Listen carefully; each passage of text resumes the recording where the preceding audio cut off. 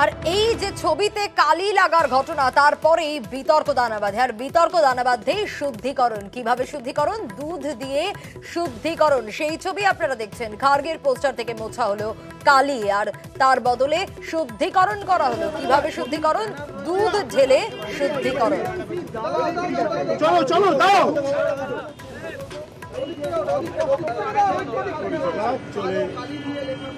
অবশেষে প্রদেশ কংগ্রেস ভবনের কর্মীরা কংগ্রেস কর্মীরা একদিকে ছবি দেখাচ্ছি কলকাতায় খার্গের পোস্টারে কালি, এবং সেই কালি লাগার ঘটনার পরই কিন্তু রীতিমতো বিতর্ক তৈরি হয়। সেই বিতর্ক মোছার চেষ্টা, কিভাবে মোছা হলো কালি শুদ্ধিকরণের মাধ্যমে। সেই শুদ্ধিকরণ হলো দুধ ঢেলে ছবিতে। কিন্তু অধীর রঞ্জন চৌধুরী তিনি কিন্তু তার মন্তব্যে আজও অনড় রয়েছেন।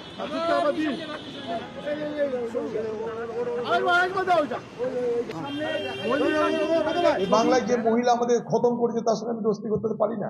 মমতা যদি বলতে পারে দিল্লিতে ইন্ডিয়া আর এ বাংলায় নো ইন্ডিয়া, তাহলে আমরাও একই কথা বলছি। আমি তো একই কথা বলছি। এ বাংলায় মমতা ব্যানার্জির নেতৃত্বে কংগ্রেসকে খতম করা হয়েছে। কংগ্রেসের দয়ায়, কংগ্রেসের সহযোগিতায় ক্ষমতা আসার পরের দিন থেকে কংগ্রেসকে হত্যা করার অভিযানে নেমেছে। আমরা এই বাংলায় যেখানে প্রতিদিন অত্যাচারিত হচ্ছি, সেখানে কখনো আমরা তার দয়া নিতে পারি না।